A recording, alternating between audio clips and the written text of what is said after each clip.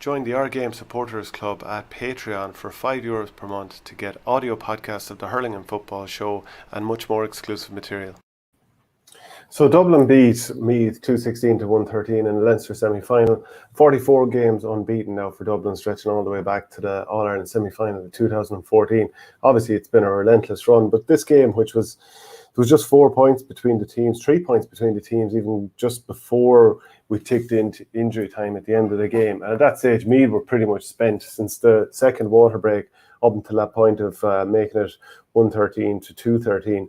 They created just 4 chances. Could have had a goal through Ronan Jones. Good save from Evan Comerford, and Davy Byrne batted it away. But Meath just looked a little bit spent towards that stage of the game. Don't know if the belief was there. Don't know if the tiredness was there. A little bit of both, maybe. But they rattled Dublin in a way that we're all obviously not too used to seeing. And I was just looking at the margins of victory that Dublin have had in a lot of the games over the last few years. I mean, they did really well to see this out, and it is a case of experience to some degree, and that's something that was talked about afterwards by Dessie Farrell. He was talking about the experience of the core group, and actually that's definitely a real point that comes into this. He said we'll be very disappointed with that. They'll be very disappointed with that themselves, and they'll know they can't afford another day like that, because as you move on in this competition, the teams get better and better. And he goes, the experience of the core group went out in the end. We managed the last couple of minutes quite well, but probably never should have been in that position in the first place, which is absolutely true. You know, at half-time it was 2-11 to 6 points, and they're absolutely coasting. It was 2-10 to 4 points around the 31-minute mark. Conor Callahan was getting plenty of scores. Kieran Kilkenny, he was running riot to some degree. Paddy Small, he had a couple of scores. But there's no doubt that some of the key men for Dublin over the last number of years, some of them may be, into their early 30s at this stage, and, Father Time remains undefeated. Some of them didn't stand out too much. What a feature of Dublin's game over the years is players just cutting through the middle and being able to just give it to someone who's changing the angle and running in a different direction and completely wrong-foot defences. That didn't really happen here. James McCarthy didn't burst through as often as we know he can. Brian Fenton didn't. Obviously, he's still very much at the peak of his powers, but it's when you had the likes of Jack McCaffrey doing it as well, and you had Jim McConnelly coming another angle, Paul Flynn or whoever it might be. There wasn't the same evidence of it there.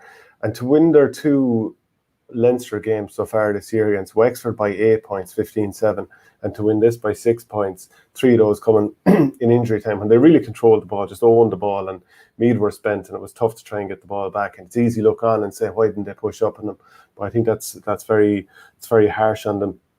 Meath created nearly as many scoring chances, 26 to 30. But just back to Dublin and their margins of victory, 8 points and 6 points. If you compare that to 2020, they won their 3 games in Leinster by 11 points, 23 points, and 21 points against Meath in the final. Go back to 2019, they won their games by 26 points, 15 points Kildare, 16 points Meath. Even jump into the Super 8s, 2 of the 3 games mattered. The last one against Tyrone was a dead rubber. They both changed their teams, so that 6-point win, it's hardly worth mentioning. But the 2 games against Cork and Roscommon, they won by 13 and 18. And even went on to beat Mayo, and an injury-plagued Mayo in the quarterfinal. Or they'd been on the road for 7 to 8 weeks or something like that. Beat them by 10. But that's a huge drop-off to beat teams like Wexford and Meath by 8 and 6 points when they've been so dominant in Leinster in recent times. And that's something you can't ignore. 44 games unbeaten or not, you have to look at the evidence that you're seeing in front of you here, which is not unbelievably good here at all. I mean, the second half, they're up, as I said, 2-11 to 6. They lost the second half by 1-7 to 5 points. I mean, double scores for Meath in the second half. Could you quite believe that was going to happen with 2-11 to 6 up at half-time? Even that third quarter, they lost by 1-5 to 2 points. And it was in the second quarter where they won it, and obviously pushed on massively, winning 1-7 to 2 points. But that Matthew Costello goal just after half-time, I mean, what a beautiful feint back to himself. And then he had 2 or 3 Dublin defenders on the ground as he rattled it into the net. Great stuff. And a couple of bad wides from me too. I mean, Jordy Morris looks a brilliant player, and he's kind of shown out pretty well in a few games in the last few years, but he had a few wides that I'd say he's kicking himself over. I think Dublin showed a lot of experience. 48 minutes, Joey Wallace had just scored a point to make it 2-11 to 110, back to 4 points. two Dublin players down injured, both were able to continue. We know this crack is slowing it up. I'm not saying they're the only ones to do it, but they had the experience to get down and do that. Of course, you just wonder though, like, is it a case of with Dublin, some new players have come along and maybe they're not quite, haven't had enough time to get to the level of the previous generation. Maybe they're not as good as the previous generation. And maybe some of the older heads that are now in their 30s that have massive miles on the clock, maybe they're on the far side of their peak.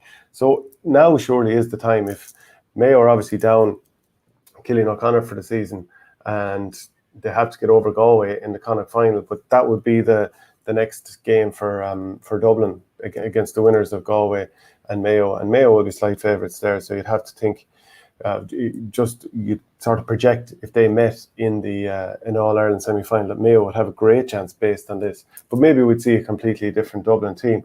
And, it could be a case of Jim Gavin picking the right time to leave. Dessie obviously added another All-Ireland last year, but he's lost a huge amount of players. I'm not saying that Everton Comerford played poorly, anything but, and he made a key save. But, he's gone. We still don't have Jack McCaffrey. Other players have left the scene. We've kind of touched on that already, so I won't name them all out.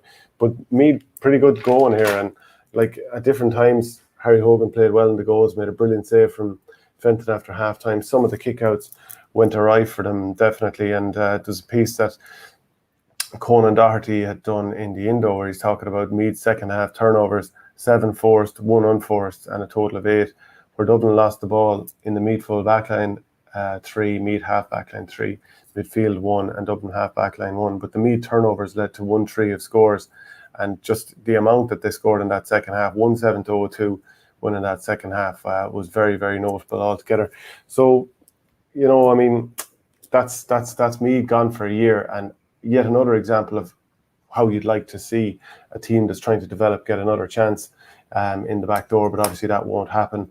Dublin, as vulnerable as they've ever been, they're going to have to do it the hard way, meeting the Connacht champions and then meeting either Kerry or Monaghan or Tyrone in the final. So it definitely looks like it's going to be a harder won final this year than previously. And let me know what you think.